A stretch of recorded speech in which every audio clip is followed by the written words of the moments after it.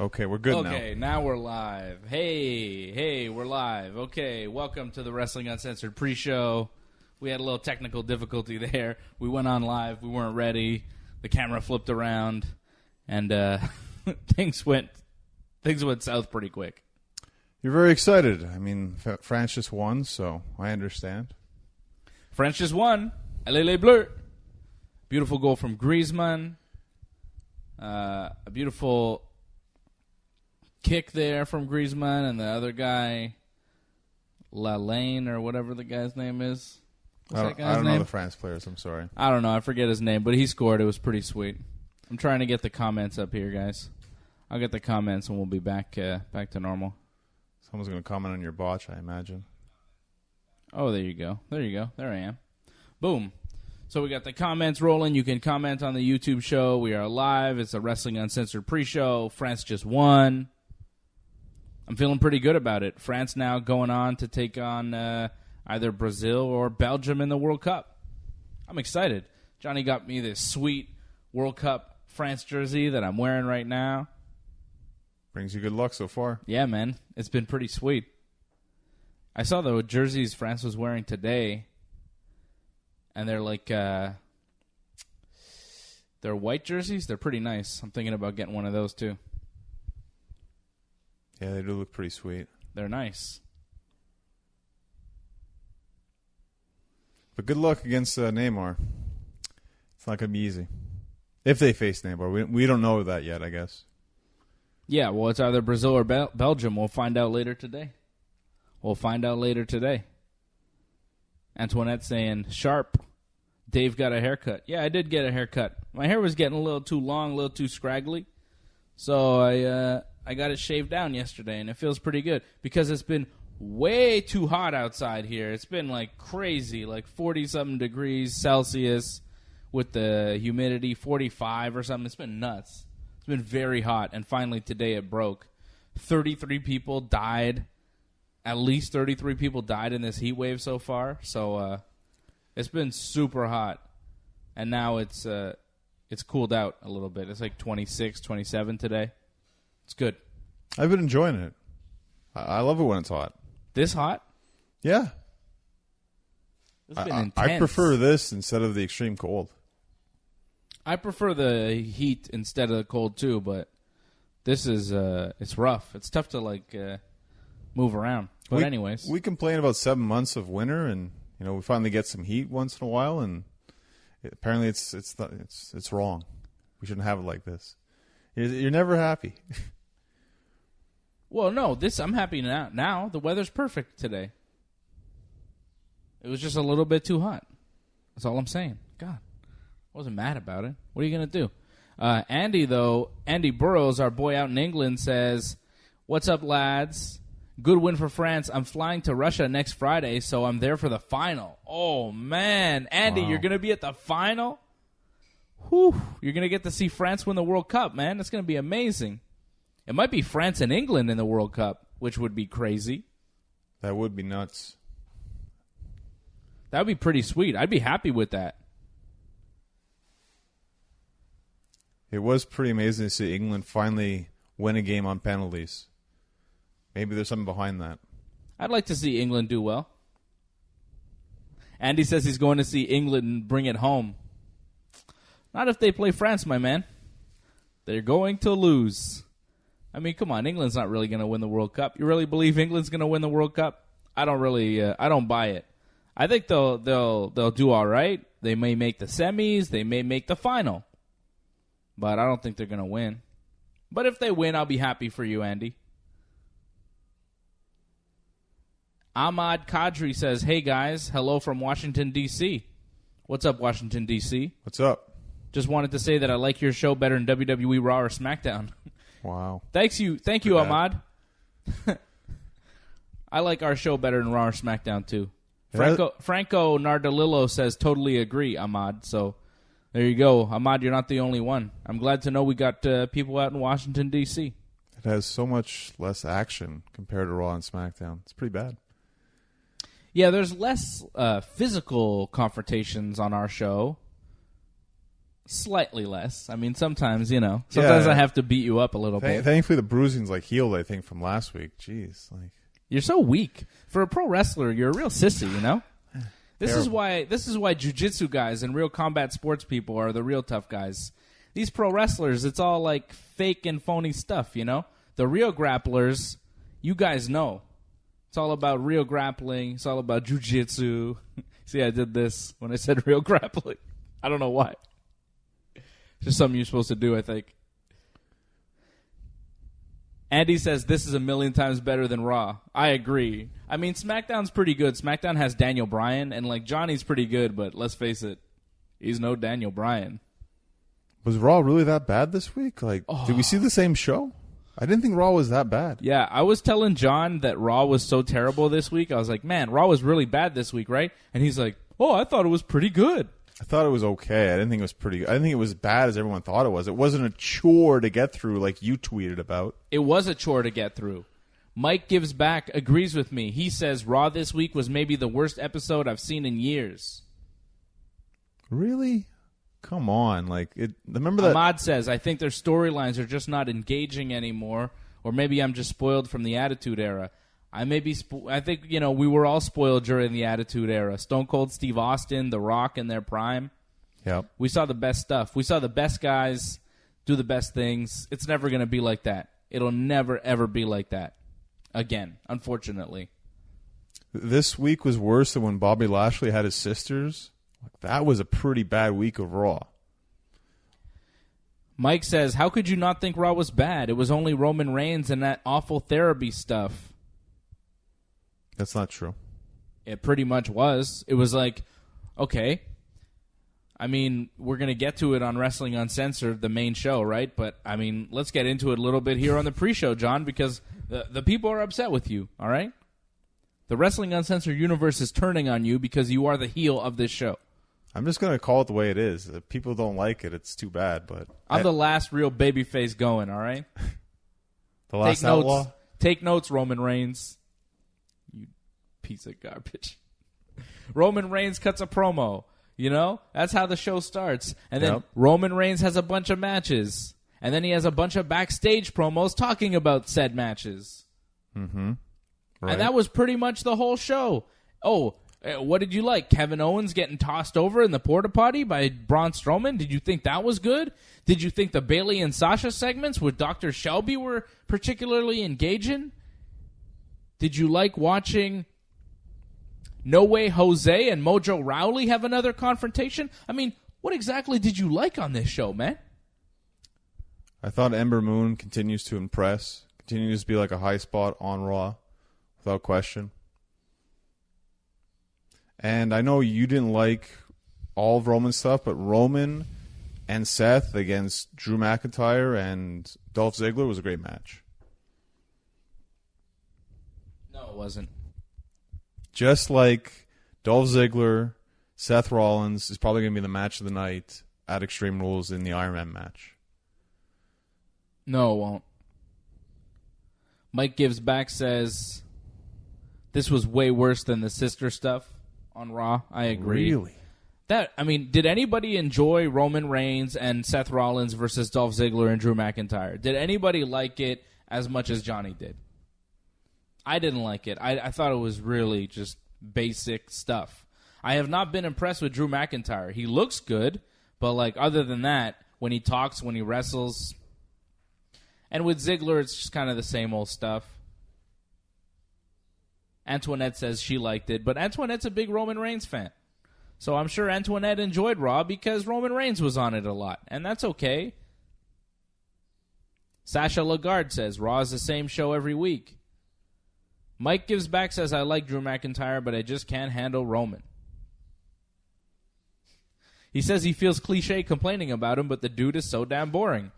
And yeah, it's kind of become popular to not like Roman Reigns, and sure, but there's a reason why people don't like Roman Reigns. When it rains, it bores. Roman Reigns is just not a compelling character. The charisma isn't really there. The matches aren't really interesting. He doesn't do anything unique in any kind of way. There's not much there with Roman Reigns. And when you fill a show with a guy like that, it's just not a great show. Mike says, how many times do we have to watch Roman and Bobby against the Revival? Hopefully, by the time Extreme Rules is over, we'll never have to see it again. Because Roman and Bobby are going to wrestle at Extreme Rules, and I don't know. I just read that it was going to be the main event of Extreme Rules. It's not surprising. Was he not the main event of Backlash? AJ Styles is a WWE champion. And who main evented Backlash when AJ was there? Roman? That's right. Who did he wrestle? Samoa Joe. No title, nothing on the line really. Just a match. Main event. I don't believe there's anything actually on the line yet with him and Lashley, but you believe the winner would face Brock, right? Well, they're not even billing it as that. No, but it seems like it, because they always talk about Brock, how Roman needs to step down. That's what Bobby's saying, that he needs to be the guy. He's not, Roman's not the guy anymore. I find it's actually a good story. Like, I actually want Bobby to go in there and take Roman's spot. Yes, I do too. What's wrong with it? I don't understand why you don't like this. Like, you should be wanting this. No, it is a good story. It's a good story. It's just the execution. Because we're getting the same matches every week. Well, we're getting the same matches, and it's just like, it is a good story of Bobby Lashley, this like legit guy who looks the part, who wants to come in from, TNA and get the shot at Brock Lesnar and take Roman's spot and get rid of Roman. That's a good story. The problem is we have to see a lot of Roman in the process. Like, the story is good, but like, you can give terrible performers good stories. It doesn't mean I'm going to want to watch it.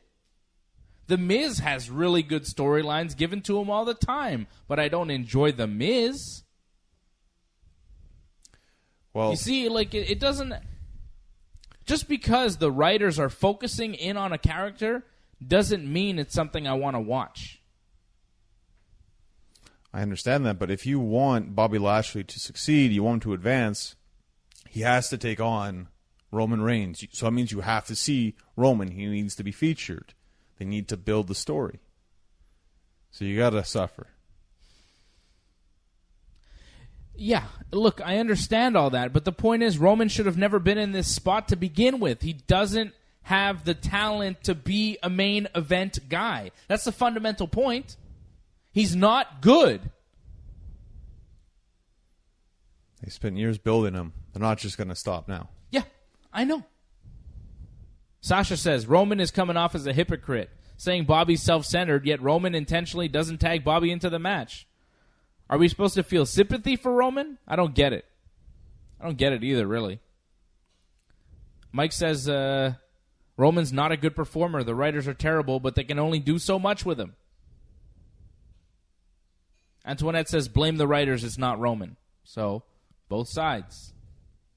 Although, Antoinette, I'm telling you, you're in the minority here, especially in the Wrestling Uncensored universe of Roman Reigns fans.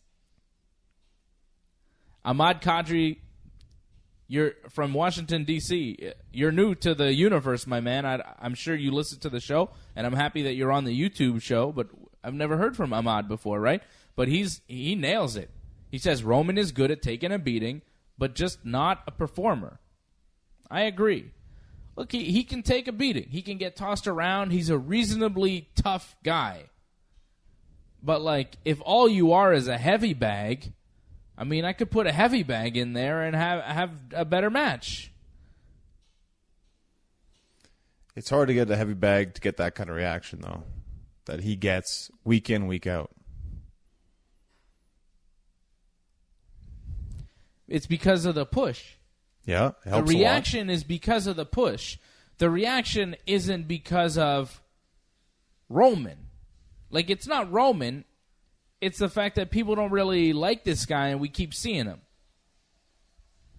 I think it plays a part, though, but his look, his demeanor, the fact that he does lack in some areas That's also causing the reaction because you have this vision of what you see as the perfect wrestler. Daniel Bryan. I was thinking something like that, Chris Benoit, Bret Hart, whatever, something like that, right? But you're getting Roman instead, and for you, that's not good enough. So now you're reacting like many other people are. Yeah, he's not good enough. But it's mixed, though. When I watch professional wrestling, I want to see a really good wrestler at the top of the card. I want to see Kenny Omega at the top of my wrestling cards. I don't want to see Roman Reigns. I want to see AJ Styles, Daniel Bryan, Kevin Owens. Mike says Kevin Owens takes a better beating. Sami Zayn, Seth Rollins, Finn Balor all take better beatings than Roman Reigns, and they're more engaging performers. Antoinette says he does more than Brock is doing, sitting at home on his ass with a title that should be at Raw being defended. And yeah, Roman does work harder than Brock. But you know what? When Brock shows up, I actually enjoy the performances. Brock does deliver, yeah, it's no question. If Roman Reigns showed up 6 times a year, it wouldn't matter. No one would care. It wouldn't mean anything. Brock shows up 3-4 times a year, it's like, oh my God, here's Brock Lesnar. The guy's legitimate. The guy's a real badass. There's something to Brock Lesnar. Roman Reigns could never, ever, ever, ever win a title in the UFC. Ever. That's one of the reasons why I don't want to see him at the top of a pro wrestling card. And he can't get a promo like CM Punk. I mean, CM Punk could never, ever, ever win a title in the UFC either, but at least he cuts a hell of a promo. The Rock could never win a UFC title, but man, he cut a hell of a promo. Give me something.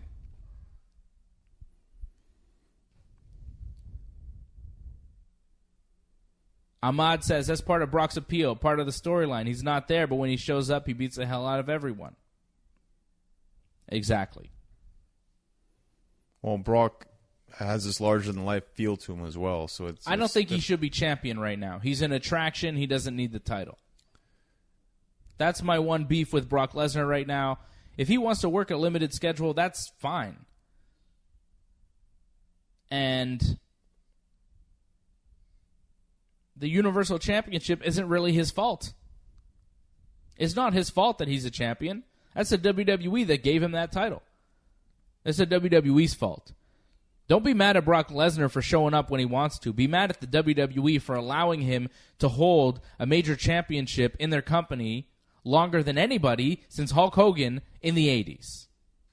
Blame the WWE for giving Brock the Universal title for over a year and a half. That's not Brock's fault. I just find, given that we have so many champions, it's interesting to see them do something different where the champion's not around all the time. So you're waiting for him to finally show up, and it's a big deal when he shows up. It makes the championship matches mean something. And you want him to drop the title even more. But then when he didn't drop it at WrestleMania, it made you think, and then he didn't drop it again at the Greatest Rumble. It makes you really wonder, what are they doing? And that's fun. I was shocked when he did not drop the title at WrestleMania. I was more shocked actually at the Rumble. Because we knew he wasn't coming back, and he hasn't been back since, yet he still walked away as champion. But that's interesting because they've never done anything like this before.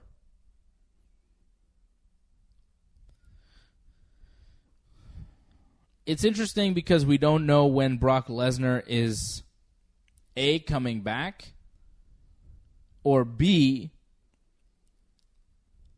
done for the time being in the WWE, or done for good. Like, there's a lot of questions around Brock Lesnar. We don't know if he's going to go to the UFC. We don't know. But you know what? We may have some questions answered Saturday night at UFC 226. There are strong rumors that Brock is going to show up and challenge either DC or Stipe Miocic for the heavyweight championship. Rumors that he's going to be at the event and maybe even stepping into the octagon after the fight. to get himself a heavyweight title shot. So I guess people got to tune into your post show to find out.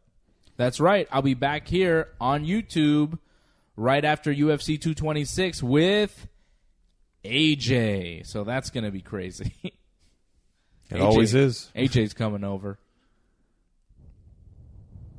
Mike says, how would I realistically book Roman going forward? That's a tough one. Am I doing it based on my wildest fantasies and what I want to do for Roman, or am I doing it based on what would be acceptable to Vince McMahon and the WWE universe, you know?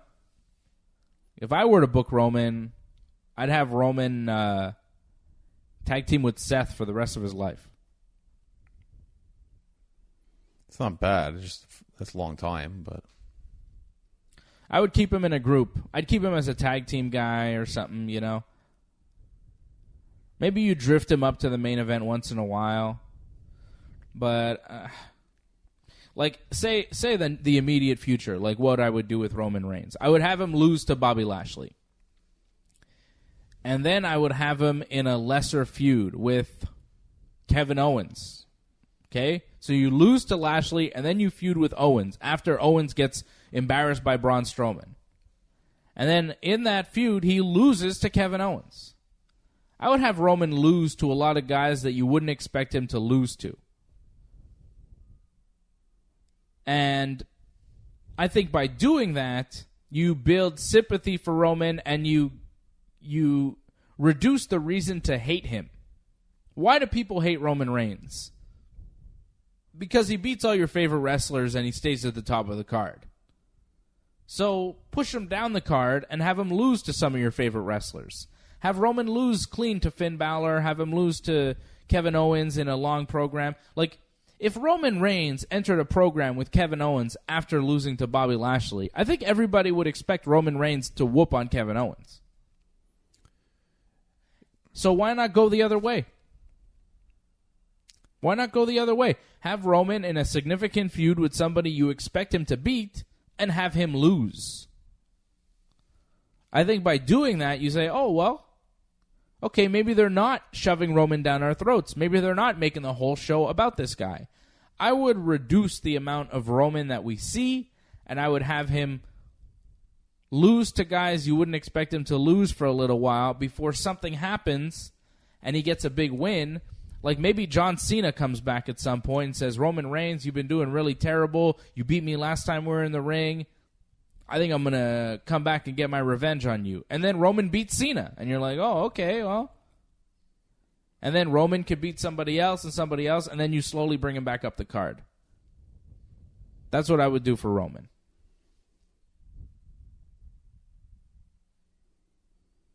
Ahmad says WWE's in a tough position. They need Brock's appeal to sell their events because others aren't stepping up. He says WWE needs more Daniel Bryans. If they can get them, they won't need a Brock. That's true, but there's only so many guys like Daniel Bryan out there. And Daniel Bryan wants to work a limited schedule, so he deserves it. More limited than he's working right now. Well, what do you think about that with Roman? Having him feud with KO, like, because we've seen KO get decimated by Braun Strowman, embarrassed. He's going to lose to Braun Strowman at Extreme Rules. KO needs to be brought back up because, when I watch Raw, the one guy I want to see is Kevin Owens. I mean, can we agree on that at least? That Kevin Owens is our favorite guy to watch on Raw? Could you please? I mean, come on, you know the guy. Yeah, Kevin's great. And I definitely think he's going to probably feud with Roman in the near-distant future. Yeah, but don't you want to see him win that feud? Like, it would be good for Kevin Owens to win, and it would be good for Roman Reigns to lose. The thing is, he already did beat Roman in a feud. When he was Universal Champion, Kevin, he beat Roman at the Rumble. And he went on to face Goldberg. He didn't beat Goldberg, but he moved on from Roman Reigns. He got the last win. If anything, they're going to give the win back to Roman now. Doesn't help Roman. It doesn't help Roman make people want to see Roman become champion again. Doesn't help.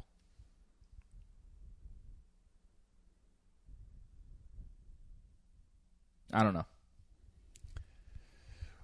Well, time will tell now with this Bobby Lashley match, right? Where are we going with this? Does a win mean we get Lashley and Lesnar, which I think we need to see happen? Because it seems like the window of opportunity for that match to ever happen, it's very close. Like, it's probably going to be over after SummerSlam. SummerSlam is the time to do it. Bobby Lashley and Brock Lesnar at SummerSlam is the match. Like, if you don't make that one-on-one, you're slipping. And we've seen Roman. I mean, fine, sure, make it a three-way, make it a four-way, whatever, but you got to have Lashley and Lesnar because it will never happen again, probably. Antoinette is like disagreeing all over the place. She's like, no Bobby and Brock. She says it's boring. She doesn't want to see Roman and Kevin Owens. She thinks that's boring. Well, what would you prefer, Antoinette? Do you want to see Brock Lesnar and Roman Reigns again? Because I find that boring. I feel like we've seen that time and time again, and I don't really want to see it. To me, Bobby Lashley and Brock Lesnar is the match to make. It's the match to make right now. Brock Lesnar, Bobby Lashley, two MMA guys, have them wrestle at SummerSlam. It makes the most sense. She wants to see Braun and Brock. We've seen that before, and frankly, it wasn't that great. I'd rather see Bobby and Brock with Braun cashing in and then taking the title at SummerSlam. I want to see Brock wrestle Bobby, beat Bobby, because in a real fight, Brock would beat Bobby. Really? Yeah. That's a better record than Brock in MMA, but okay. Against who? Still, like... Still? No, still. If you're fighting jabronis and you win 30 fights, who cares? In the heavyweight division, like it's still no easy task. No. What? You know who Brock Lesnar beat? You know who Brock Lesnar's fought? Who's Bobby Lashley ever beat? Yeah, that is true. There's no question about that. But 15 wins. You can't just diminish that and say, oh, that was nothing. 16 tomato cans, baby.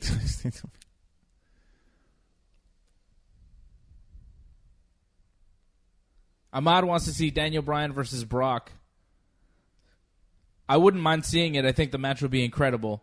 And I know Daniel Bryan wants it, and I believe Daniel Bryan should get whatever he wants. Daniel Bryan is the best. Ahmad says he's just a huge Daniel Bryan fan. Because Mike says Ahmad wants to see Daniel Bryan get retired.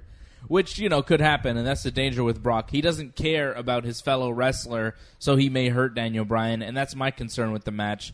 I love Daniel Bryan too much to want to see him go through that. But if Bryan wants to do it, and the WWE wants to do it, I'd be down for it. I think the match would be incredible. I don't know if we're ever going to get it. I mean, for it to happen, Brock would have to stay up to WrestleMania. And it doesn't seem like that's going to happen. I don't know. I'm still like, Bobby Lashley never beat anybody. He never beat anybody. To win, you're trying to compare him to Brock Lesnar's MMA career? Brock Lesnar beat Shane Carwin in his prime. Do you remember the Shane Carwin fight? Do you remember how much of a monster Shane Carwin fought? And that was Brock in his prime too, though. Bobby Lashley has never fought anybody anywhere near the caliber of like Heath Herring or Randy Couture. Didn't James Thompson beat Bobby Lashley? I think because Bobby gassed out, I think, if I'm not mistaken. James Thompson beat Bobby Lashley. Hold on, I got to go back. Now you're really offending me with this stuff, John. Bobby Lashley is a great UFC, WWE wrestler. He's a good wrestler, and he's accomplished in mixed martial arts. I'm not trying to say he's not. But when you lose to James the Colossus Thompson, you're not at the level of a Brock Lesnar. Brock's lost to 3 guys. Mir, Overeem, Velasquez. You know what would happen to Bobby Lashley if he would step into an octagon with Cain Velasquez? He would get smoked. Would he get smoked against Brock? You really think he'd get smoked? Yeah, man. I don't think he'd get smoked. Well, you obviously don't know what you're talking about then. You're out of your depth.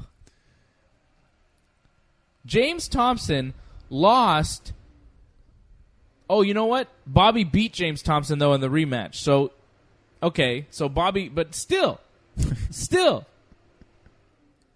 Kimbo beat James Thompson. Kimbo Slice. That's more Bobby's speed.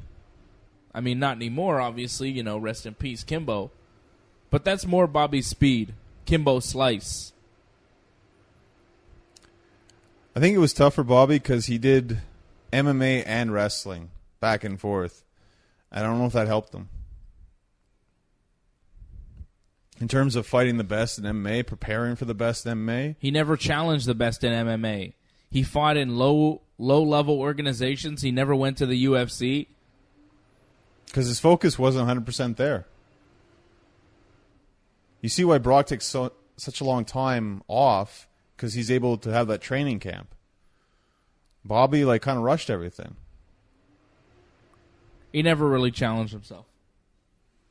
And he's too old now to ever. But yeah, no. I think Brock would demolish Bobby Lashley. It's a different world. There's levels to this game. Antoinette wants to see Johnny North versus Brock. I'd like to see that too. I wouldn't mind it.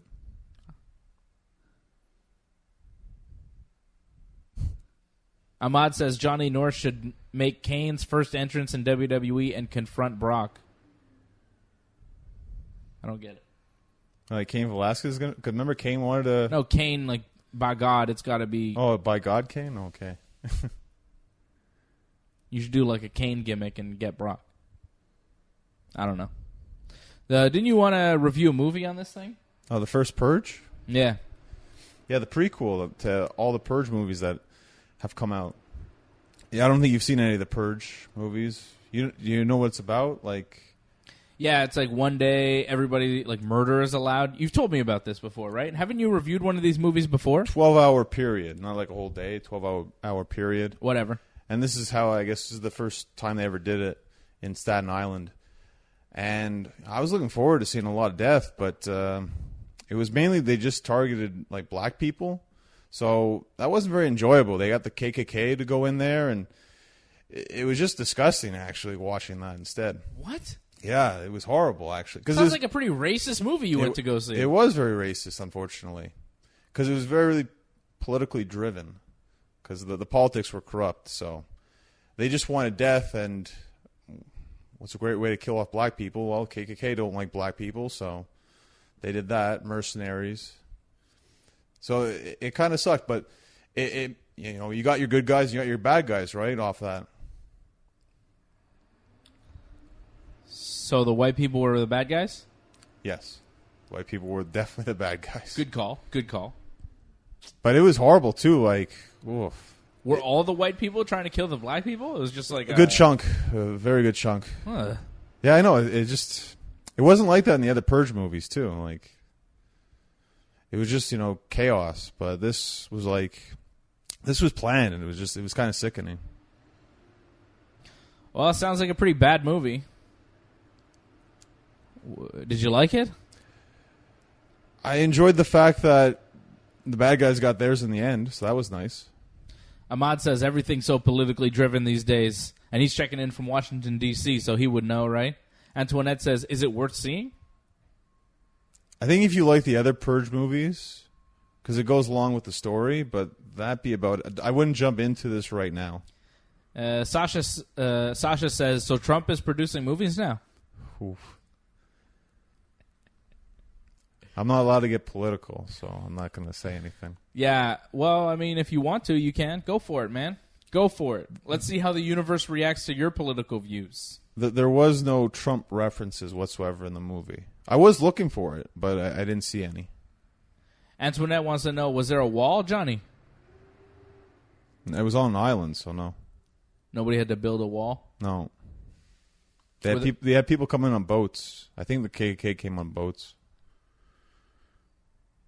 Okay. So, positive, negative? You didn't like it? I think if you enjoyed the past Purge movies... Did you? I enjoyed 2 of them. So you like this one? It was all right. Because the ending was satisfactory. But that was about it. It wasn't the best Purge movie, without question. But I didn't mind it. Antoinette says, on 10, what do you give it? 6. 6 on 10. Mike says he thinks race was the missing thing from the older movies. If the purge actually existed, it'd be an excuse for white supremacists to purge people of color. Oh, maybe it would be. I don't know. That seems like a really horrible idea, though. Like a 12-hour period, you can just kill people. What's the goal behind that? Population control? Pretty much. Wipe out the poor people. It was a big part of it. Oh, right, because people with money could just hire. Right, I think we've talked about this before. But probably in the past purge movies, yeah. It's a really weird concept. I don't know why people are making movies about this. Are there any really good movies coming out, Johnny, in the near future? Like, you must see the trailers, right? Anything good coming that you're excited about? I think The Rock's movie's coming out in a week or two. Skyscraper? No, he said anything good. I enjoy The Rock. I look forward to new Mission Impossible. I think it comes out in July. Again, I know you don't like Tom Cruise. You don't like action movies whatsoever, but I enjoy that stuff. I watched the Netflix series Unsolved this week. I saw 6 episodes. About Biggie and Tupac. You saw 6 episodes? Yeah. It was good. I enjoyed it. It's good, right? It's fun learning about the history of why they were beefing. I didn't know about that kind of stuff. See, I knew a lot of the stuff going in. Okay. Right? Because I'm a big Biggie fan. Mm-hmm. I like Tupac, but I'm a Biggie fan. Okay? Okay. Biggie baby. And like I knew a lot of the stuff about it, but I learned a lot. And now I watched this show Unsolved on Netflix, which was like a drama about the Biggie and Pac murders and investigations by both Russell Poole and Greg Kading. The initial investigation in the 90s and then the revisit of the investigation because of the LAPD getting sued by Valletta Wallace and Russell Poole. So 2006. That was in 2006, yeah, and 97. But like I know a lot of this already, but I really I learned a lot. It was really good to watch. And then I watched another 6-part documentary series right after, because if you see at the end of Unsolved, it says Keefe D, who was the Southside Crip, he didn't kill Tupac, but like his nephew Orlando Anderson probably shot Tupac from the back of the car. They found his gun. They found the gun. Keefe D was involved. Keefe D was involved in Pac's killing, and Keefe D is still alive. If you're out there, Keefe D, go F yourself. How dare you, man? Like, you killed Tupac. What the hell? Keefe D. I don't like Keefe D. But anyways, in this documentary, The Death Row Chronicles, I watched all 6 parts. Very good documentary. If you liked Unsolved, I would recommend you check out The Death Row Chronicles. It aired on BET earlier this year, and Keefe D admitted on that documentary that he was in the car that killed Tupac. Well, because in Unsolved, they thought he shot Biggie. Because there was the conflict of was he there or was he not? Yeah, there was. Well, you haven't seen the whole series yet. There was a question whether or not Keefe D maybe killed Biggie, and the theory was that Puff Daddy, he hired Keefe D and his gang of Southside Crips as protection when they were in California against Suge Knight, because Suge Knight had aligned himself with the Mob, the Bloods, the Pyru, right? Right.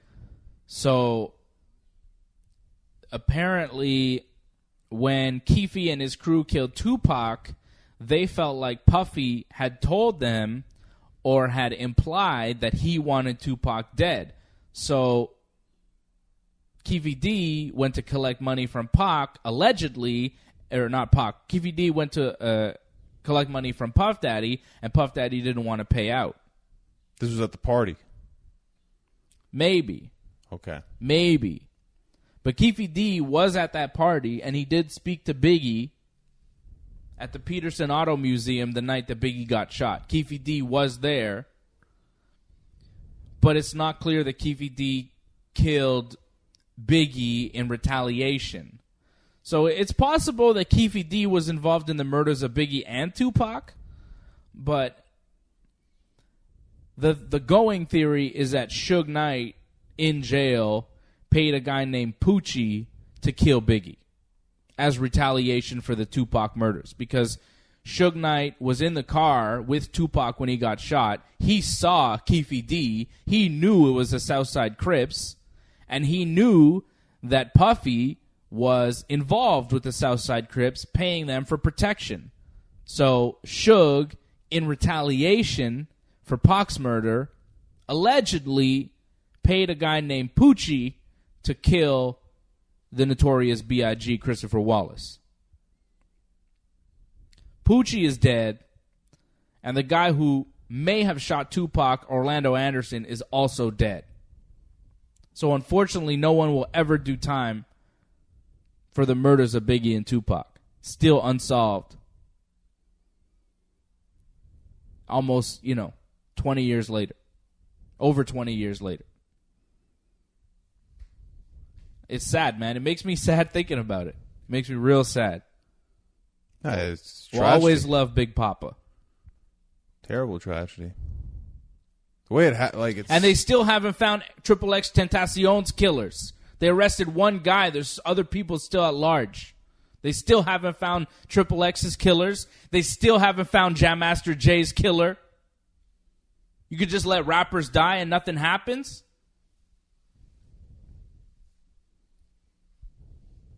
Makes me mad.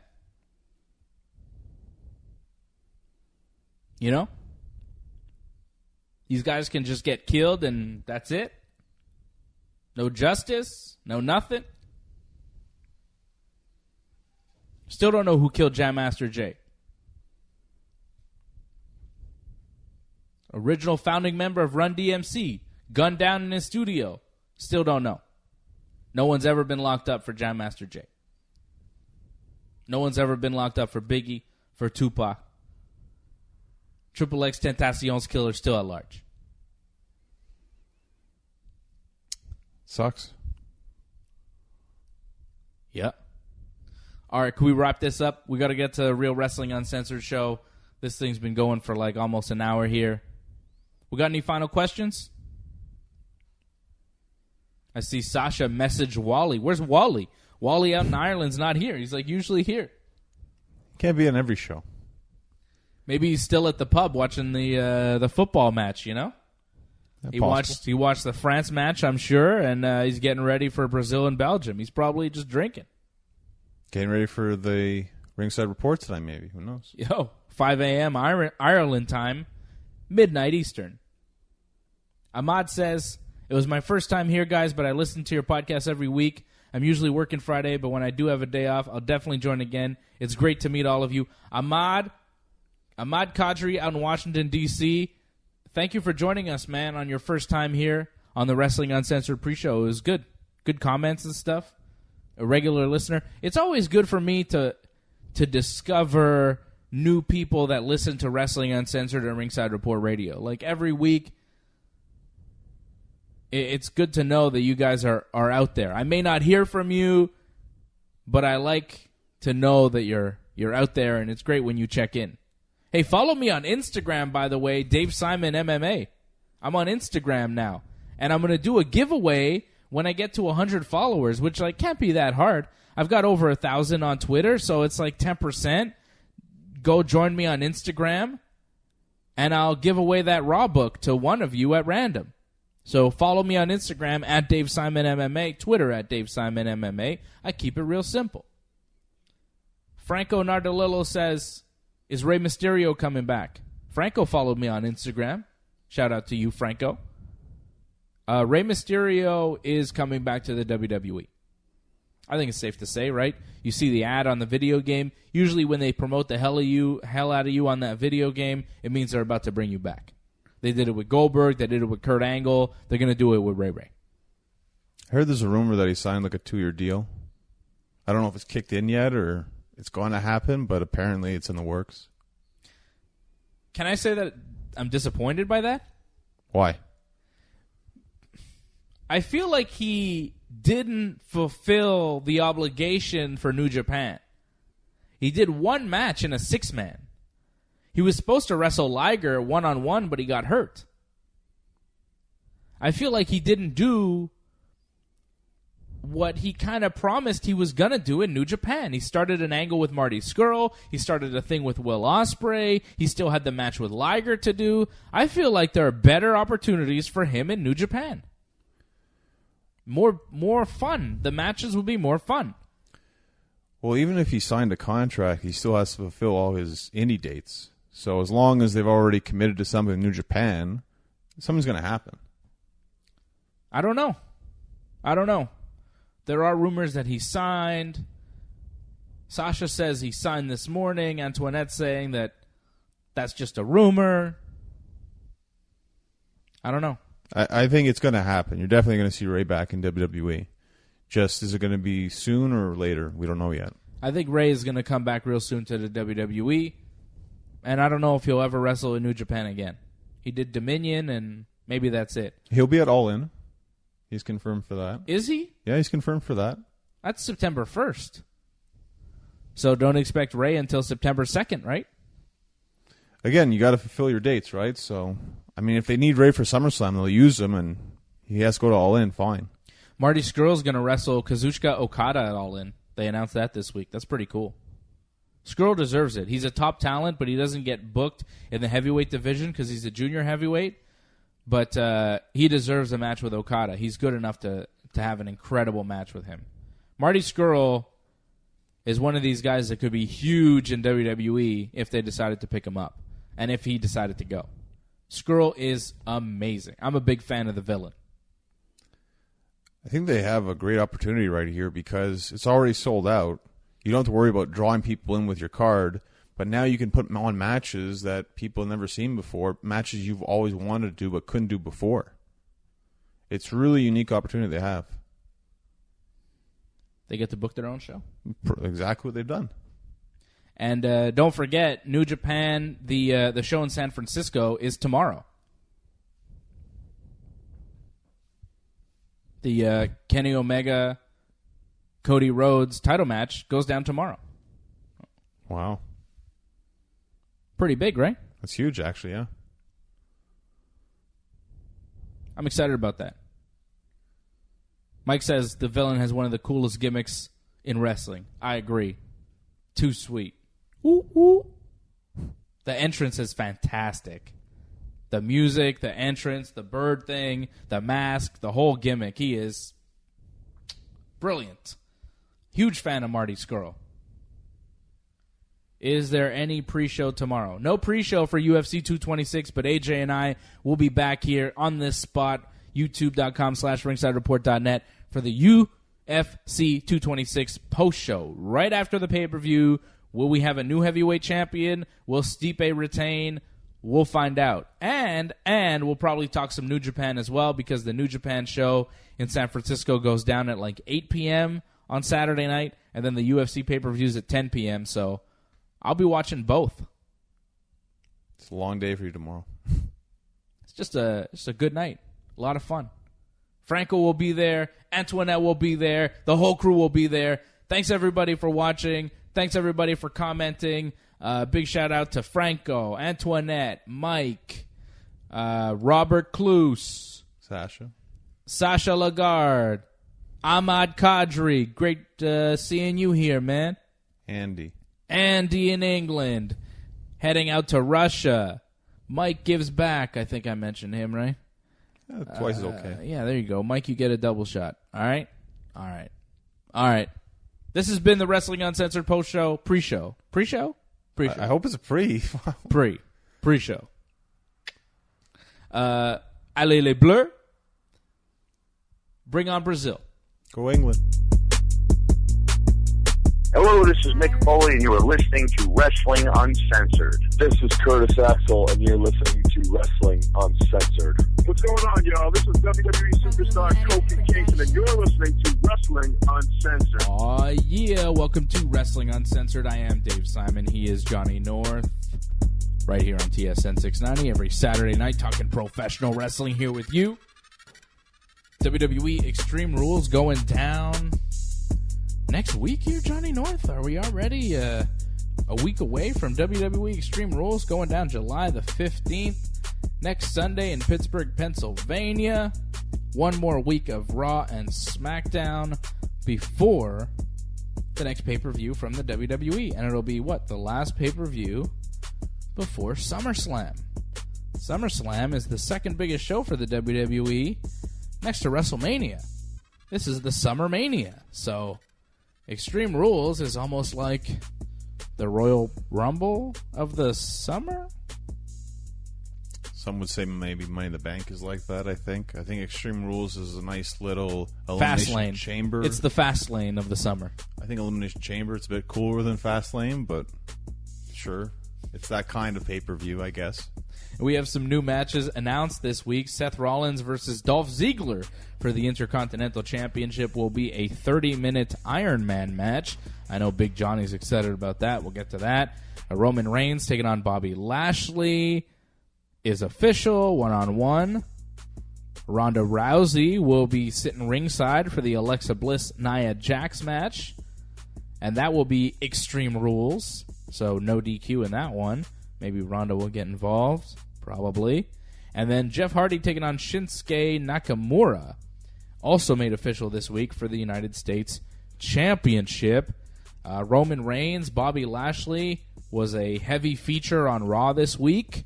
We talked at length about Roman Reigns and his position in the WWE on the world-famous Wrestling Uncensored pre-show that was live, a video version on YouTube at youtube.com/ringsidereport.net.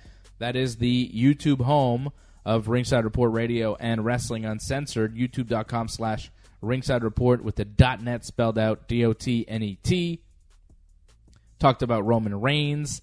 And if you're looking for some UFC 226 coverage, our post-show live on our YouTube channel, myself and AJ, Anthony DeLessio, we will be on the YouTube channel very shortly. As soon as the Daniel Cormier-Stipe Miocic fight ends, we'll be on the YouTube channel discussing everything that happened at UFC 226. So do make sure to check out the YouTube channel. All the info for that is on our website as well, www.ringsidereport.net or wrestlinguncensored.net. It's all the same. It's all the same. And make sure to subscribe on iTunes to our podcasts. We're everywhere. We're all over the internet, Johnny North. We're even in two places at once, here on TSN 690 on a Saturday night, and I'm also on YouTube with AJ on a Saturday night. So we are fully covering the world of combat sports, professional wrestling, be it WWE, New Japan Pro Wrestling, or the world of MMA in the UFC or in Bellator. You got it covered, but we're talking about Extreme Rules. We're talking about Raw right now. Yeah, Bobby Lashley. He used to fight in Bellator. He used to wrestle for TNA. He's done and a lot.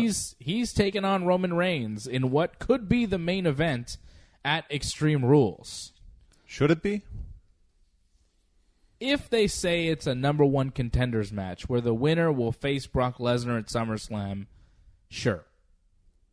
But if it's not, if it's just another match, I don't really see booking that over AJ Styles defending the WWE Championship. Whatever happened to the titles main event the card, especially the WWE title?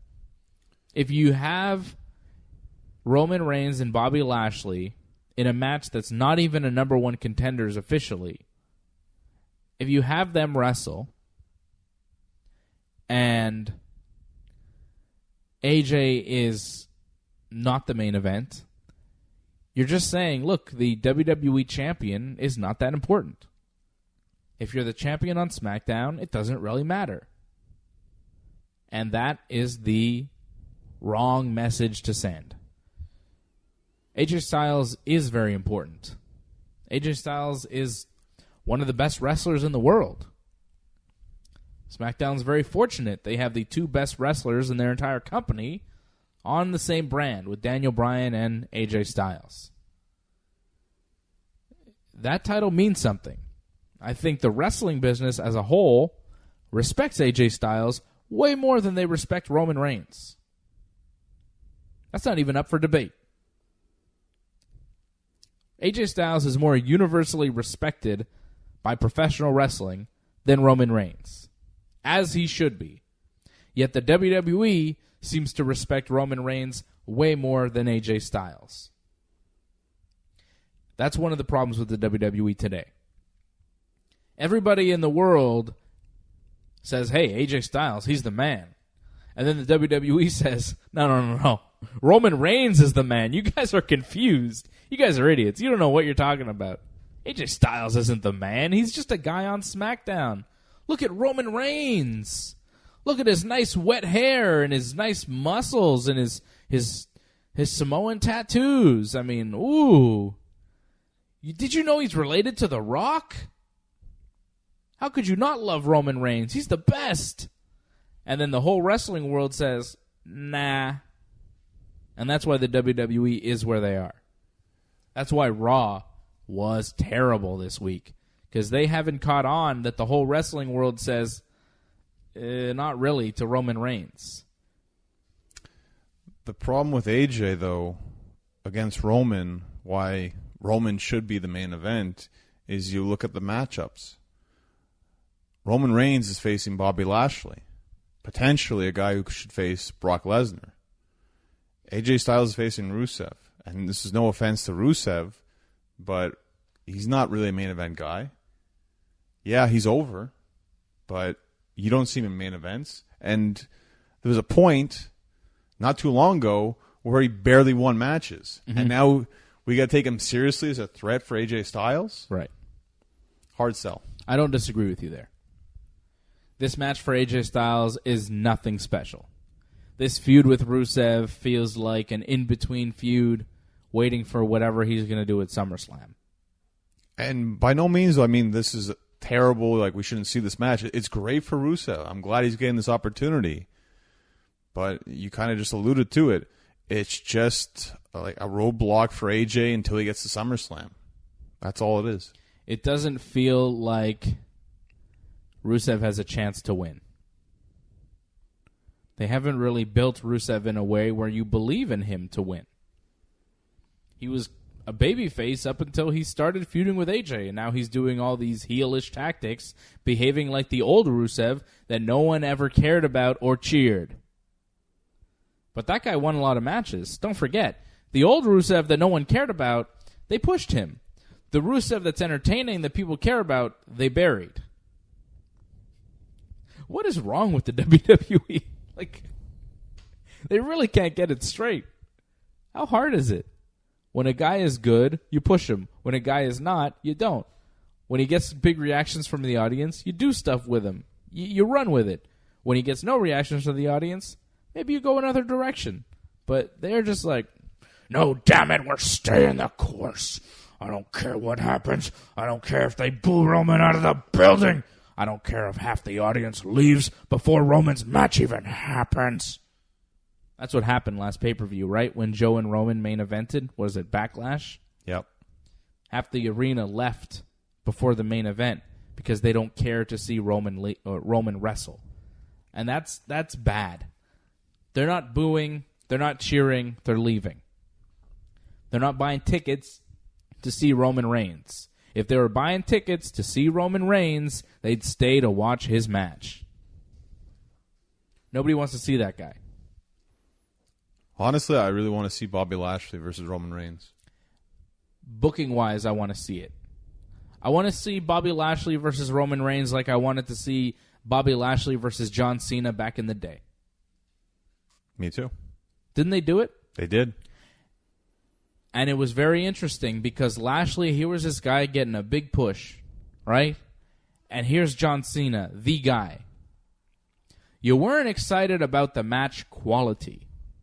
You were excited about where they were going to go booking-wise. Was this new Bobby Lashley guy going to take over from John Cena, take his spot and go forward? Or was John Cena going to stand tall and maintain his position? And John Cena stood tall and maintained his position. He did, but I had my doubts. Of course. And that was the appeal going into that match. But here, with Roman Reigns, it's a similar appeal, right? It's a similar story, except that Bobby Lashley isn't the young guy getting a super push. Bobby Lashley is kind of the guy who's been gone for 10 years, who, he's getting a push, but it's less about the push and more about who he is and what he represents. Like, Bobby represents somebody, like Bobby said on Raw this week, had I stayed over the past 10 years, there'd be no Roman Reigns. Bobby Lashley represents that other superstar that could have been. If Bobby Lashley had stuck around over the past 10 years in WWE, he'd probably be one of the most decorated champions in the company's history. And maybe they would have never gone down a Roman Reigns road because they wouldn't have needed to. They may have never gone down the Brock Lesnar road because they may not have needed to. Bobby Lashley is an MMA fighter. He's got that legit background. He is a different type of athlete, different type of wrestler than Roman Reigns, and he brings a different type of appeal. But you're not excited for that match because you think it's going to be a classic. You're excited about that match because you think, oh, there's a chance they might put Bobby over. Bobby might win this match. And that's what you're excited about. When I look at Bobby Lashley, I'm like, this guy could be it. This guy can be the total package because he looks like the part. He looks incredible. You should just put the championship, give him the title. Just give him the title right now. He's 41 years old, though. Yeah, but AJ Styles is 40. So I don't see what the problem is. Well, AJ Styles is like 100 times the performer that Bobby Lashley is. Let's not kid ourselves. I like Lashley. He looks the part. He's got that legit background, which I like. But his matches are still not amazing. And his promos aren't the strongest. So, like, Lashley's good and all, but I don't know if he's the guy you want to see hold the championship at this point. You really want to see Bobby Lashley as champion. So what, he beats Brock at SummerSlam? So you think he beats Roman here at Extreme Rules and then he goes on to face Brock at SummerSlam and he wins? Really? Well, in the end, Braun Strowman's going to cash in, right, and become Universal Champion. No matter what, that's going to happen. I feel like if anybody's going to be the champion, it should be Braun Strowman. Like, the next guy to be champion on Raw to take the title from Brock Lesnar should be Braun. The guy has so much potential. He's only like 30-something years old, right? Braun is not that old. I think he's like 34 or something. Man, you know how many good years you have ahead of yourself if you're Braun Strowman? He's 34. Bang on, Johnny. I mean, Braun Strowman has another 10 good years left in him. 6 to 7 really good years, and then, another 10 to 15 if you want to push it. Well, he's going to win the championship, but why not give Bobby something that he got to be the guy to beat Brock? Instead of having a tainted Braun win after Brock had to wrestle a match. It wouldn't be bad if Bobby beat Brock. Bobby beats Brock, takes the title, and then Braun shows up, cashes in Money in the Bank, and he walks out Universal Champion. That's not bad because then you have Bobby Lashley, Braun Strowman feud going forward. Takes Roman Reigns out of the title picture. It works for me. But if you're going to have one guy kind of carrying the flag on Raw, it should be Braun Strowman at this point. Like, just the way he's been booked, the way he looks, the leaps and bounds that he's made in his short wrestling career. I think it's Braun's time. Yeah, you say that, and you bring up Bobby, but you can never forget Roman Reigns. He's always in the mix, so you can't just say Roman's not going to be involved in the title picture. I still feel this might just be a four-way in the end at SummerSlam. It might be. It might be. Roman, Braun, Bobby, and Brock. Because we've seen Roman lose No on Seth. Raw. No Seth. I think him and Dolph, I think this is going to go on for a bit. Okay. It makes sense. A 4-way at SummerSlam. But I would prefer one-on-one. I would prefer Brock versus Bobby. Because it's kind of been a dream match for years now. What if? What if? People have talked about it in MMA. People have talked about it in pro wrestling. There aren't that many guys who have stepped out of professional wrestling to go into the heavyweight division in MMA and have had success. Batista's 1-0 in MMA, but, you know, it's not really MMA success. It wasn't a great performance. You know, Brock has had success. Bobby has had success.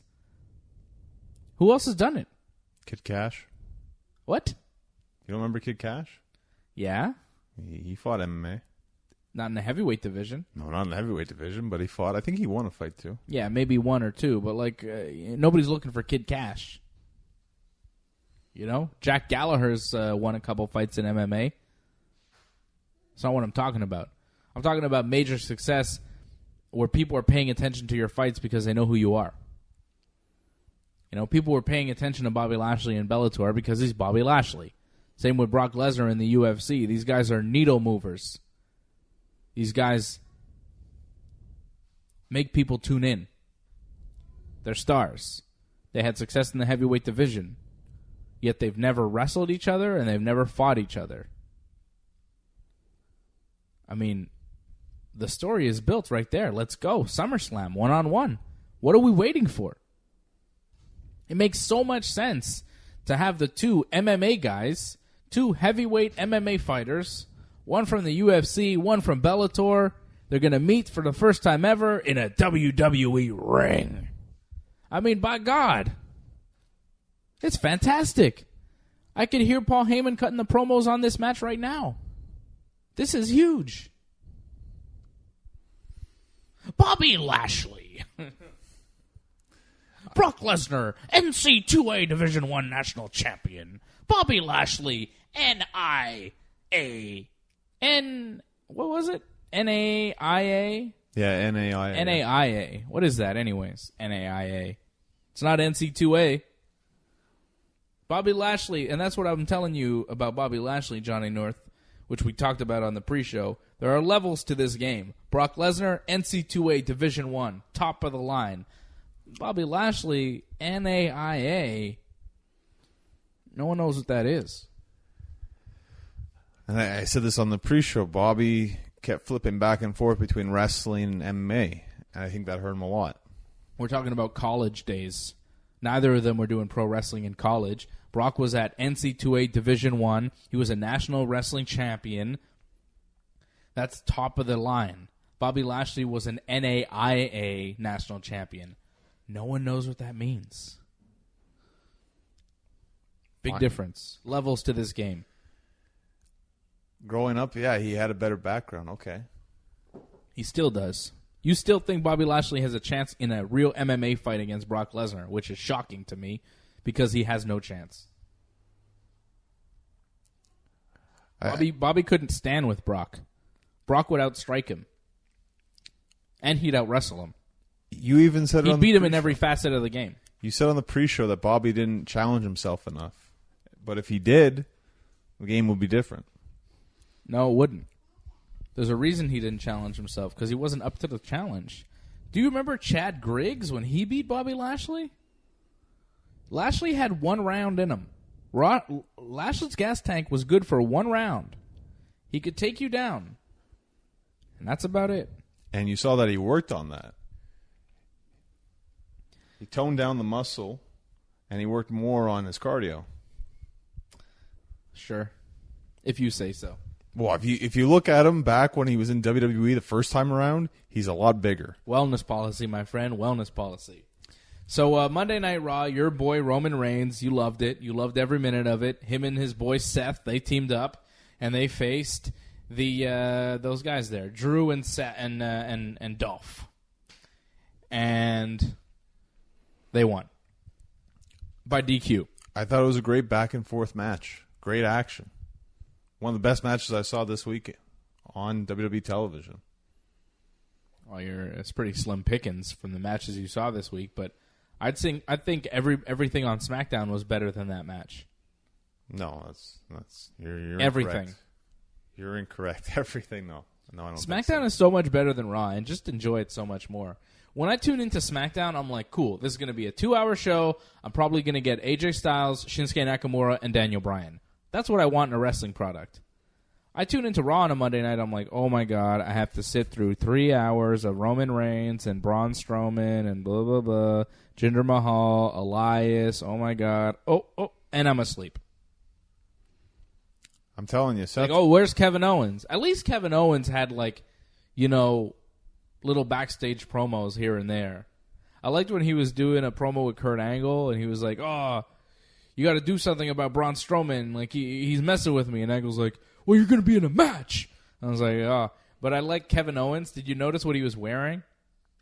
Was it the Shania Twain thing? Or? No, he was wearing a Baron Corbin hoodie. Oh, I didn't notice that. Wow.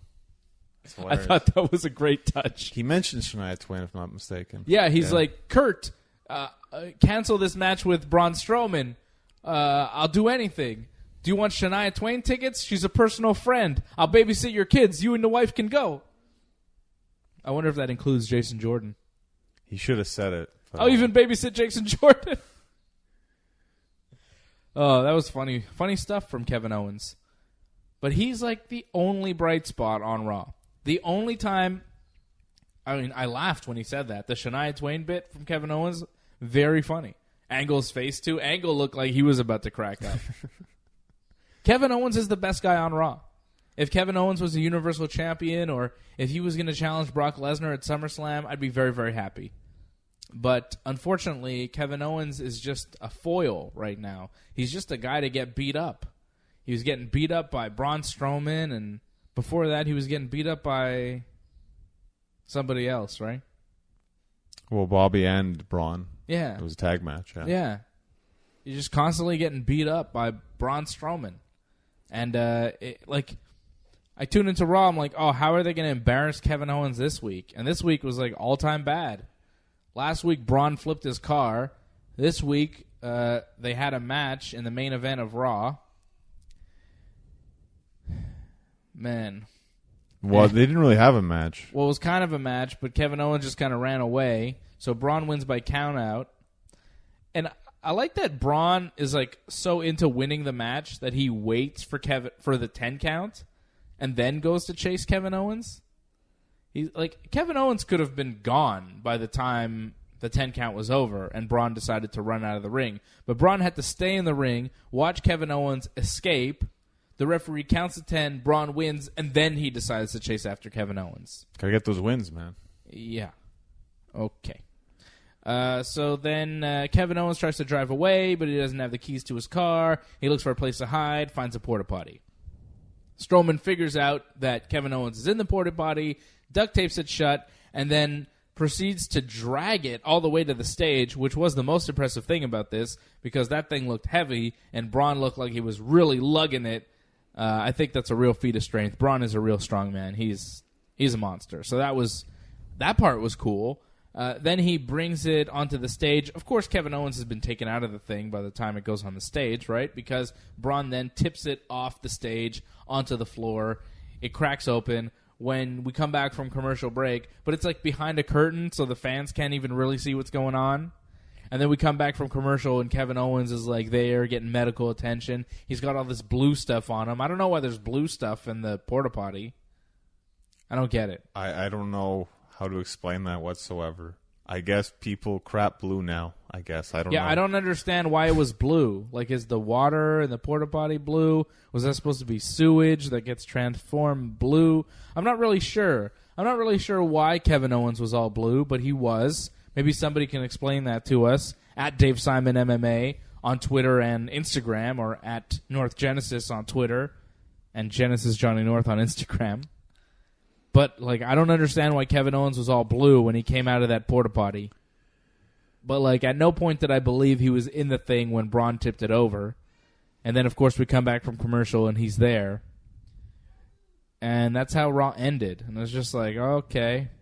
And Vince McMahon just thinks this is the funniest thing. Oh, he's going to be all blue from the urine. Like, he loves toilet humor. That's, like, known about Vince McMahon. He likes poop and pee jokes. That's really funny to him. So Vince probably thinks this is brilliant, while the rest of us think it's, I thought it was pretty bad. John, what did you think? It definitely was not a highlight of Raw. Or a highlight of Kevin Owens' career. I'm looking to see career highlights for Kevin Owens on a weekly basis. And what we see is just embarrassing moments constantly. But he had that promo, though. And that promo, in my opinion, was worth it with Kurt Angle. Like, despite the terrible ending to Raw, at least he got a great moment with Kurt Angle. Well, my feeling is no matter what happens to him, even if he gets embarrassed, even if he never wins, even if he gets beat up, even if, he's just kind of the joke of Raw, at least he does get those promos, and at least he was technically in the main event, right? Right. You got to find the silver lining somewhere with Kevin Owens, and I'm struggling to do it, but at least he was in the main event. And he will have a pay-per-view match with Braun Strowman. And who's to say he's not going to win that match? Because I'm to say. It's going to be a steel cage match, though. Is it? That's the rumor. It's been advertised on television as a steel cage match. You think Kevin Owens is going to beat Braun Strowman inside a steel cage? Steel cage, you just got to escape to win. I could see him do that. He's good at escaping. It's his thing. That'd be fun if he won. He needs a win. Like, things are going really badly for Kevin Owens. I'm starting to feel bad. I think he's one of the highlights of Raw every week. He's the highlight of Raw. He's the man. So that's not a bad spot to be in. Who's better than Kevin Owens on Raw? Well, I got to tell you, Ember Moon right now is having the best matches on Raw, without question. She is good. You liked her match with Liv Morgan this week. Liv Morgan isn't that good in my opinion, but Ember Moon carried her to an amazing match. Where was Ruby Riott? Apparently she injured her knee or something. She's having like an MRI. Oh, yeah? I don't think it's serious, but yeah, she wasn't there. That's not good. It happens, right? Nakamura, it happens. Nakamura got bit by a police dog. Life, it happens. Life does happen, John. Life does happen. Speaking of injuries, Bray Wyatt also not on Raw. He was in a car accident. He's in legal trouble, too, apparently. Is he? Because apparently he caused the accident, they're saying, because he was, reckless with his driving. Not surprised. So he could be in trouble. Possibly, yes. And I heard he might be hurt, too, they're saying. The hurt match is up in the air now, apparently, for Extreme Rules. Really? Yeah. I thought it was just one episode of Raw and he'd be back next week. Apparently it's a wait-and-see kind of deal. Oh, my. Yeah. Well, that could be tough for the tag team titles. Maybe they just have to give them up entirely. Or what? What do you do? Right now, it's still status quo. So I guess we'll just wait and see. But I wouldn't be surprised if suddenly the story changes and suddenly the B team gets titles. But then I could see something like with the Authors of Pain just come in and destroy them and win the tag team titles quickly. Yeah. I don't know. I think Matt Hardy should just get Bo Dallas to pretend he's Bray Wyatt, and then they should be the new deleters of worlds. Or maybe because Jeff's going to be at the pay-per-view, just have Jeff help defend the tag team titles with him. Jeff's already got a match with Nakamura, though. But Brother Nero, does he? I don't know if Brother Nero does. Oh, that's true. Jeff has a match, but does Will-O-the-Wisp have a match? Something like that, yeah. Or that other redneck character he does. Yeah, I forget that name, but you know what I'm talking about? I know what you're talking about, but I forget the name. Hey, man, I go, like Jeff Hardy Boomhauer. Yeah. He does kind of sound like Boomhauer. So I think that Raw this week overall, not a great show. I did like the announcement that Ronda Rousey is going to be at Extreme Rules. I think it adds a whole level of interest in Nia Jax and Alexa Bliss, and I was a little bit surprised to see that the match was going to be Extreme Rules. But I guess I shouldn't be surprised because if Ronda's ringside, you need a way for Ronda to be able to interfere without causing a disqualification. Well, clearly Alexa's going to win somehow, some way, right? And you might as well make it Extreme Rules, so then you don't have to worry about distractions. And like you say, with Ronda potentially running into the match, you don't have to worry about that stuff. Things can just happen, and it's fine. Well, then how does Alexa win?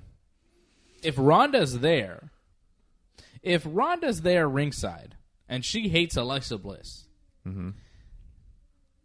and you don't think Alexa can beat Nia clean, right? Because she's booked as this cowardly heel. Right. Then how does Alexa win? There's something where, Ronda goes in, starts beating away on Alexa, and say Mickey tries to pull off Ronda, Ronda punches Mickey.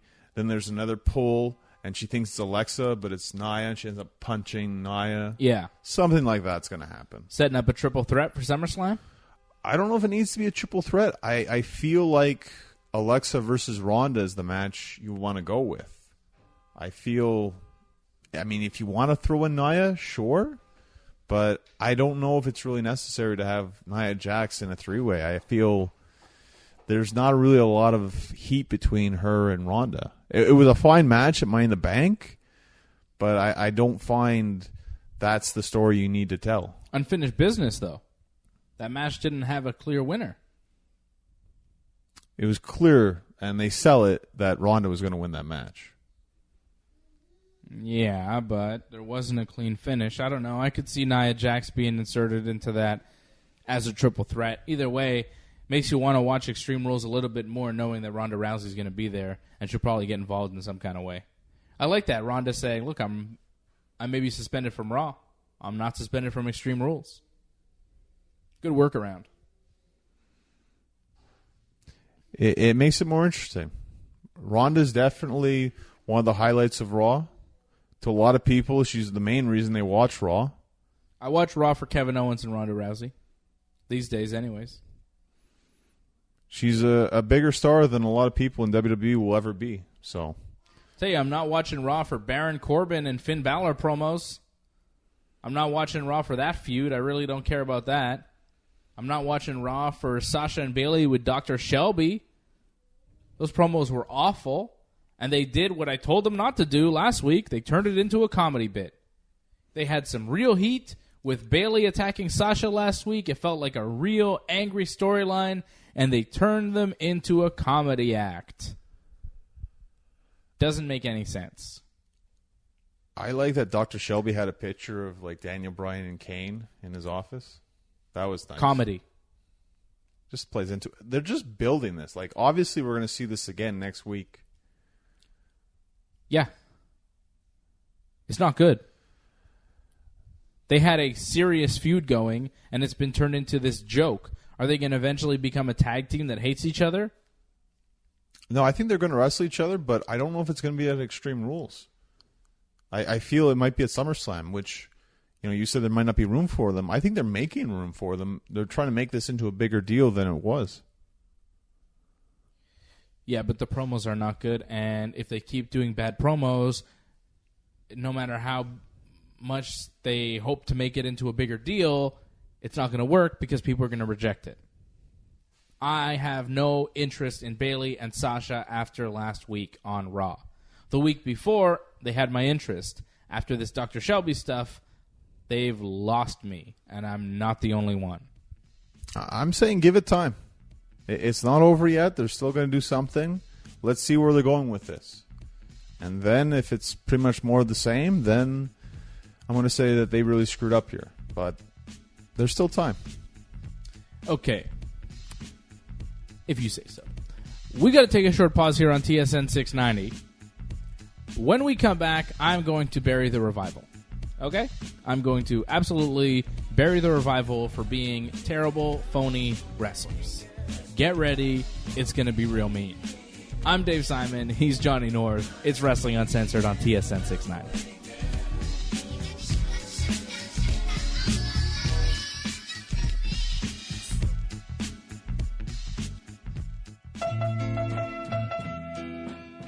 Hey, this is Antonio Cesaro, and you're listening to Wrestling Uncensored.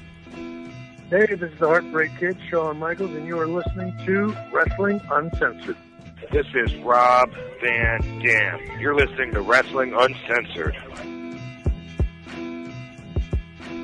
Aw, yeah. Welcome back. It is Wrestling Uncensored. I am Dave Simon. He is Johnny North.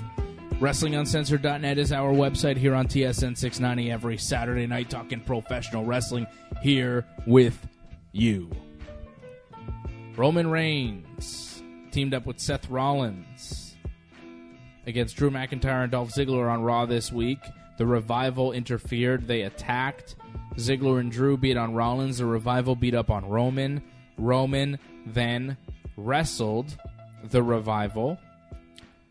Lashley and Roman won by DQ again when the Revival just double-teamed Roman and the ref decided to call it. Roman refusing to tag Bobby Lashley in despite being hurt from the previous beating. Lashley just said, screw it. He left the Revival to attack Roman Reigns. That's not the problem I have with it. Happened in the match. The Bald Revival. What's his name? Is he Dawson or Dash or Wilder or whatever? Chad Dawson and Dash Wilder. Is that their names? I think it's Dawson. Dawson, the bald guy. So he's got Roman Reigns in like a rear naked choke type sleeper thing. Mm-hmm. Right? Right. It's called a back mount or back control, what he had on him. Right? It's a jiu-jitsu position. It's a grappling position. In that position, jiu-jitsu one-on-one, basic first day stuff. When you have a back mount on a guy, you never ever cross your ankles. This guy Dawson had his ankles crossed the whole time.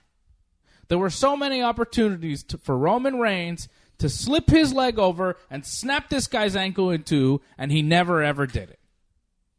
And when I am watching guys who are supposed to be professional wrestlers, who are supposed to be professional grapplers, go in there and cross their ankles on back mount and hold it there for like 2 minutes while he holds this rest hold, I look at Chad Dawson as a piece of garbage jabroni who doesn't know the single thing, the first thing about real grappling. You're supposed to be simulating grappling, simulating a fight. And when you're crossing your ankles in back mount, it shows me you don't know the first thing about real grappling. That is basic stuff. Jiu-Jitsu 101. Never cross your ankles when you have a back mount. I could demonstrate on you, Johnny North, but this is a radio show so people can't see. Maybe we'll put it on our YouTube channel later, where I'll let you put back mount on me, cross your ankles, and I'll show you there's an ankle lock that you can do with your legs that is so devastating. There's a reason why you don't cross your ankles, because the ankle lock, it's like a calf slicer type thing that you can do to a guy. Mm-hmm. That's just so devastating and so wide open. Roman could have done it 1,000,000 times over on Dawson, but he never did. You know, and the way that Roman escaped that move was just so unrealistic. And that's part of why I can't really stand Roman Reigns, and I can't stand half the WWE roster, because their grappling is just not realistic. You know, you look at them, and you don't see the cauliflower ear on pretty much any of them. And the cauliflower ear shows me, oh, you've done some grappling in your life. You've done some fighting. You know the first thing about grappling. And if you look at the New Japan roster, I'd say 80% of their roster has cauliflower ear. And back in the day, everybody used to have cauliflower ear in wrestling. But this guy Dawson, his ears are clean. This guy looks fine. This guy doesn't actually know real grappling. And when I see that on Monday Night Raw, sitting there for 2 minutes with his ankles crossed in back mount, I'm like, man, this is so phony. It's hard to watch. It's hard to watch. It really upsets me when I see stuff like that, because it's just so basic and it's so stupid that I watch it and I just think, wow, these guys have no idea what they're doing. They're clueless. Well, this isn't just the fault of the wrestlers. This is also the fault of the WWE Performance Center. They're supposed to be training the guys for simulated fights, and they should know this. And the fact that they let this slip to get to the main show, this slipped through NXT and got all the way to Raw, that says something to the trainers then. Yeah, it does. Somebody should wise them up and say, look, guys, when you have this back mount position, when you're going for the rear naked choke or the rear sleeper hold or whatever you want to call it, never cross your ankles. Because it bothers me. And I'm sure, any real grappler, anybody who's done basic jiu-jitsu sees that and thinks, oh my God, are you kidding me? Are you kidding me? It's a joke. I mean, a lot of wrestling looks really phony, but sometimes it's too phony to believe. And it shows Chad Dawson's ineptitude. He doesn't know what he's really doing. Yet, he's more featured than Chad Gable, who's got serious cauliflower ears, who, was an Olympian in wrestling, who has to lose to guys like Jinder Mahal, who don't know the first thing about real grappling. Chad Gable is a former tag team champion, though. Yeah, when was that? It has been a while. Where's he at now? Was he on Raw this week? There's ups and downs, right? The Revival used to be tag champs in NXT, right? And if now... Chad Gable were more featured on Raw, if Chad Gable were getting a push on Raw right now, it'd be a better show. If Chad Gable were Intercontinental Champion instead of Dolph Ziggler, it'd be a better show. Well, they got to start pushing Chad Gable in a different direction because I know. I'm not feeling that IC title reign for him right now. I just don't see it. Chad Gable is one of the best in-ring performers that they have. I don't disagree with that. He's one of the best pure wrestlers on the roster. He's like top 10. But he's not over, though. They haven't given him a chance to get over. He loses his matches to everybody. To Jinder Mahal, who's downgraded. I mean, they've given us no reason to root for Chad Gable. But the guy is an incredible performer. He's legitimate. He's young. He's everything you want in a professional wrestler and everything that you should be pushing going forward. Chad Gable in any other promotion in the world is getting a major push. There's a lot of guys like that. Like Claudio Castagnoli, Cesaro. Cesaro in WWE is just like another guy. He's barely featured. He's never on TV. Where's the bar? Whatever happened to those guys? I heard Sheamus is hurt, right? It's his neck or something, yeah. But Cesaro, anywhere else in the world, he'd be like a world champion. If Cesaro were in New Japan or Ring of Honor or anywhere, he'd be a world champion. Right now, he'd be a top guy. Any other promotion. In WWE, yeah, whatever. Just another guy. Well, I feel with Gable, he's kind of like how Daniel Bryan was before the Yes movement caught on. So he needs something like that to get him over. He just hasn't found it yet. Yeah. And far be it for the writers to try and help him out there. No, you really got to help yourself out, really, in this era, I think. Who's helping Roman Reigns out? Everybody. Come on now. Some guys got to help themselves. Some guys get all the help. Yeah, it's not a fair world. That's the way it is. Yeah, but they help out the guys who need the help. And they don't help the guys who are really talented. They're like, "Oh, you're talented. You'll figure out a way." "Oh, you're not that good. We're gonna give you some good stories to work with." That's how WWE works. It makes no sense. It's called swimming with the sharks. What? Swim guys, they'll take your head off. Like Mojo Rawley? I think he wants to be a shark. He's not there yet, but no. He wants to be. You think he'll ever get there? He could probably get to a Baron Corbin level, I think. Which is what exactly? What's a Baron Corbin level? Baron Corbin is that... A step below Mongo level? Baron Corbin is like a Mongo to me. I feel he's a step above that, actually. Here comes Mongo! To have like an authority figure presence on Raw every week, that's huge, actually. That means you're important. He's like Val Venus. Chief Morley, yes. So Baron Corbin is Chief Morley level. It's not cool. The best spot, but it's still an important spot on Raw, and it means you're featured every week. So you're saying if Mojo Rawley plays his cards right, he might get to a Chief Morley, Val Venus level of over. That's his best case scenario, I think, yeah. That's pretty weak. Well, what else do you want from Mojo Rawley? Nothing. I don't want him on Raw anymore. I don't want to see him or No Way Jose. What is this? What are we watching here?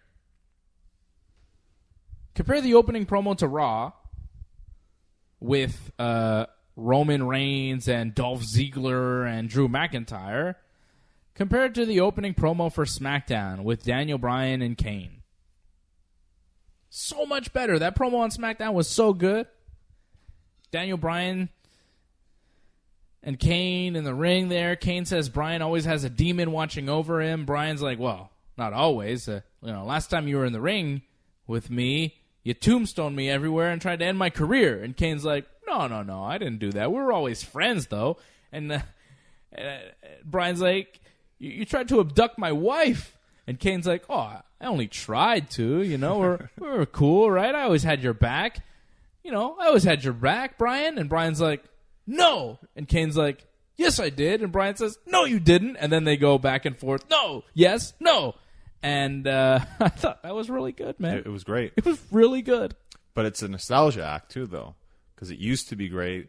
And the fact they brought it back, I was worried that it wouldn't have the same impact and it wouldn't be as fun, but it really was. It was really good. They have great chemistry. Bryan is so good on the mic. People don't give this guy enough credit for being an amazing promo. It's because you see him in the ring and you think, oh my God, this guy's the greatest wrestler I've ever seen, that you forget that he's one of the best promos in all of the WWE. Compare Daniel Bryan's promos to AJ Styles.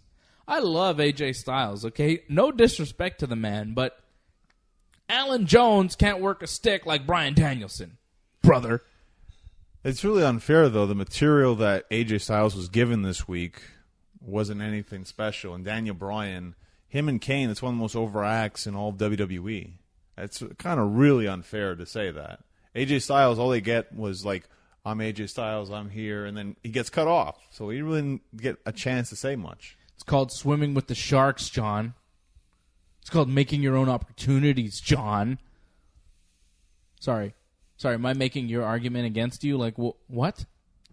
No, you're not, because it's scripted like that. It's not. He has no opportunity whatsoever. You have the opportunity in the ring. It's called making the most out of a bad situation, John. AJ did the best he could in that situation, really. I didn't think it was a bad promo by AJ, but he wasn't given much to work with. Don't you think Daniel Bryan is a better promo guy than AJ Styles, though? In certain situations, yes. But I remember Daniel Bryan situations. Daniel Bryan in the ring with Brie Bella talking. That was not great. When was this? When he wasn't sure if he was going to wrestle or not. He was still WWE champion, but he wasn't sure if he was going to wrestle, and Stephanie came out. It was like a 20-minute promo to start Raw. It was not very good. Yeah, it wasn't bad. Daniel Bryan is the best. Once again, John, you know the rules. You are not allowed to disparage Daniel Bryan's good name on Wrestling Uncensored. It is not allowed. Daniel Bryan is number one. He's a modern-day Bret Hart. By the way, happy birthday to the Hitman. He turned 61 this week. We love you, Bret. Yeah, we definitely love Bret. Damn right we love Bret. AJ Styles definitely has a better tan than Daniel Bryan, without question. He's got a better physique. That too. And I think he's got better hair. People rag on AJ's hair. I think it's nice. I think it's pretty nice. I don't know what's better in terms of the hairstyles. I think AJ's more handsome. All right. How do you like that? It's your opinion. It's fine. I think Daniel Bryan is a better wrestler, though. Again, your opinion. Very debatable, that one. Very debatable. The handsome bit? I think the wrestling bit. Oh. Yeah. Well, that's up for debate. But I don't think anybody can really debate that they aren't the top two guys in the company right now. Seth Rollins would debate that. Yeah, he can debate it all he wants. He's wrong.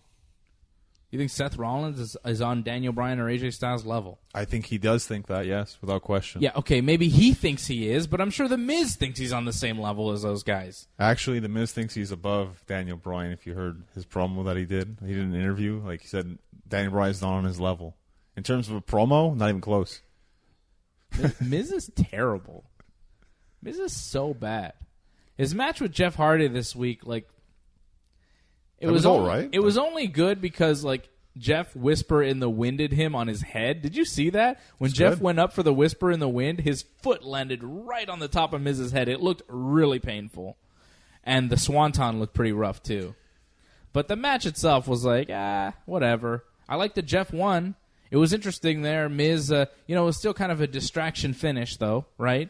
Because Miz put his feet on the ropes. The ref counted to 3, but then he was like, no, you didn't actually win because I saw your feet on the ropes. You were cheating. Miz thought he won. He got distracted by the ref and arguing with the ref, and then Jeff hit his little, what is that move that he does?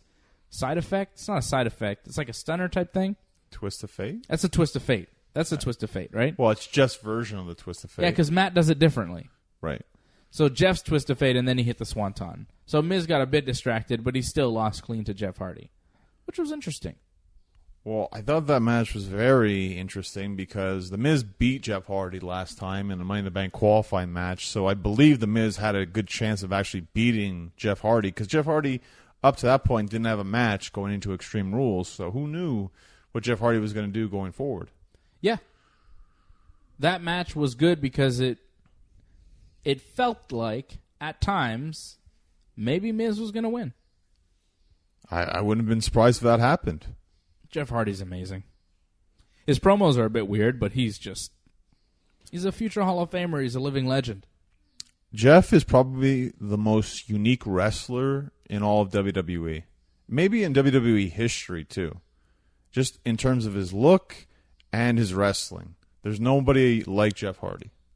I feel like on SmackDown, maybe not every match, but a lot of the matches feel different.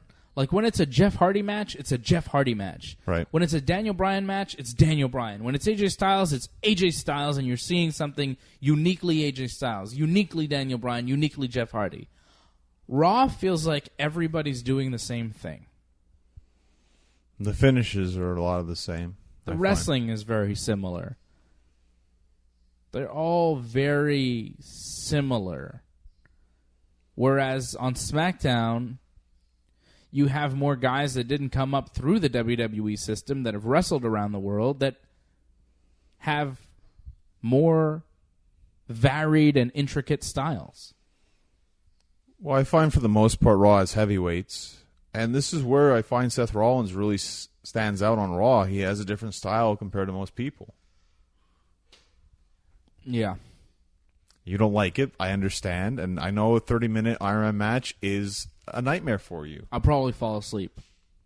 I'll tweet about it, don't worry. Yeah, you'll be like, oh, where's Dave? What is he, sleeping? And I'll respond to you, yes, I am asleep. Because I can tweet in my sleep, apparently. I'll tell you to turn your phone off. Oh, my God. Stop trolling me on Twitter, all right? I don't think I did it all this week. No, you were just like posting spoilers for every episode of Glow. Which you should watch, and everyone else should watch. Yeah, I'll watch it eventually. Fantastic. But, like, stop spoiling it for me. Well, stop looking at my tweets then. I'm going to block you soon. Can't wait for that. Byron Saxton hosted New Day in a pancake eating contest, and then Sanity interrupted and beat up the New Day, put Xavier Woods through a table. I'd like to see these two teams at Extreme Rules in some sort of Extreme Rules no disqualification match. I think it'd be fun. Or maybe it'll be a tables match, though, because Woods just went through a table? I don't know. Yeah, table match will be fun. Extreme Rules, though, like just like a street fight, you know, New Day versus Sanity. I think it'd be really good. Is there room, though, on the pay-per-view? It makes the kickoff show. That's kind of a crummy deal if that happens, but yeah, it just feels like there's already enough booked. So what did they do this attack for? I think they're building to something. I mean, maybe this is going to be a SummerSlam match. Wow, really? Well, SummerSlam's going to be 7 hours, right? So, what? It's like this every year now. Come on. This isn't the first time SummerSlam has been 7 hours. Why are WWE pay-per-views now standard 5 hours and sometimes 7? I remember when they were 3. I remember when it was 8 to 11 p.m. and that was it. Sometimes it was like 8 till 10:45. It was perfect. Now they start at 7 and they end at midnight. What is this? Well, someone had this idea that we needed more wrestling. I don't disagree completely with that. It's just the way it's presented. A weekly 3-hour show is not the best of ideas. I've said this on Twitter. Start with NXT and then go into Raw for 2 hours. I think that is the best way to present WWE programming on a Monday night. Or 205 Live. Whatever you want to do. Just give us a different kind of feel, a warm-up to Raw. Because 3 hours drags like crazy. And for the pay-per-views, this is the problem with putting the Raw and SmackDown brands together. You're pretty much getting 2 pay-per-views into one. It's too much. It's too long. It's hard to enjoy when it's that long.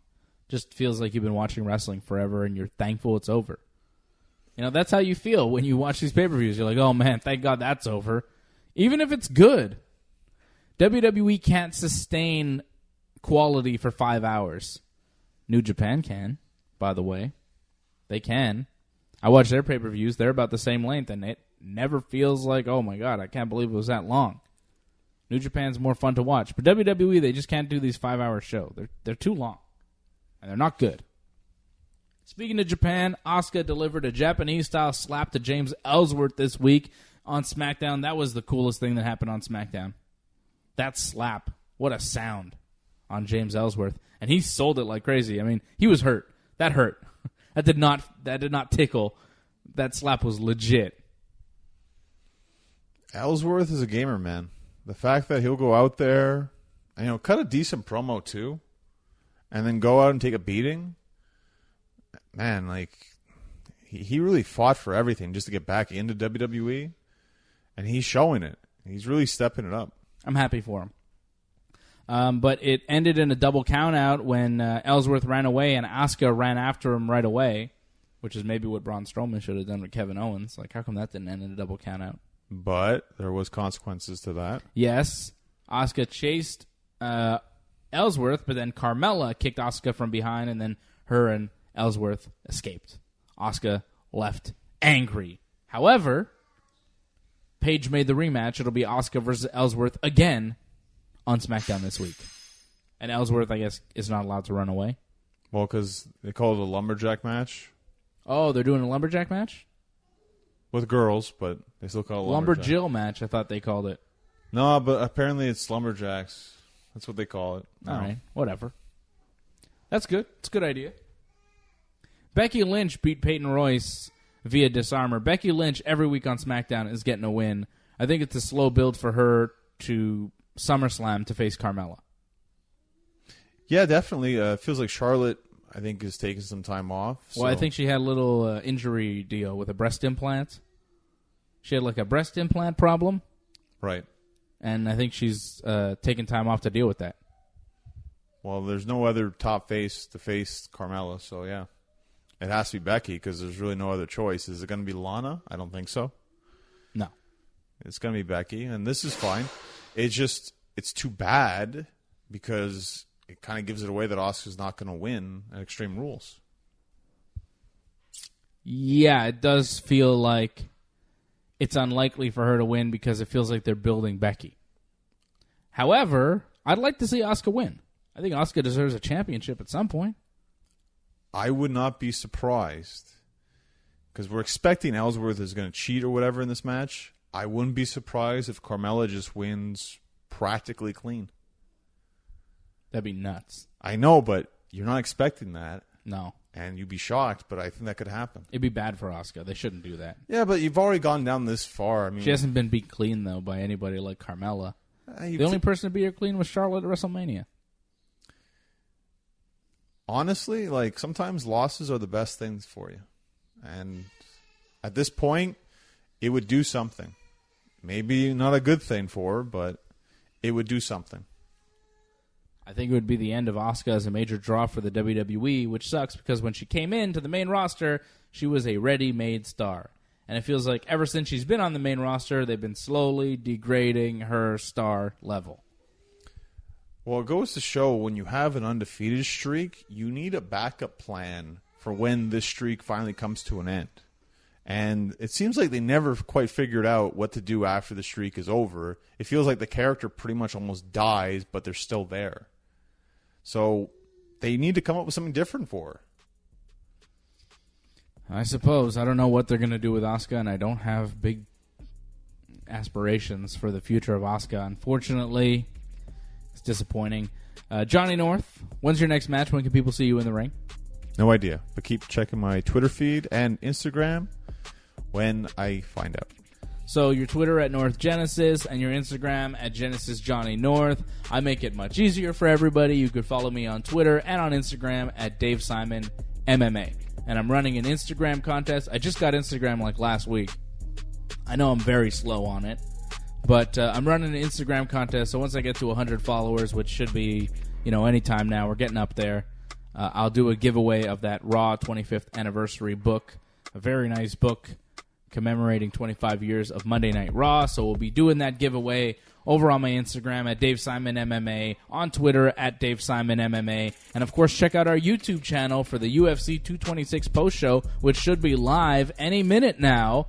YouTube.com/ringsidereport.net, YouTube.com/ringsidereport.net. I'm going on live with AJ D'Alessio to talk about UFC 226 and Stipe Miocic and Daniel Cormier in the heavyweight title fight. WrestlingUncensored.net is our website. Check us out online. You could subscribe to our podcast on iTunes. That way every show gets downloaded to your device.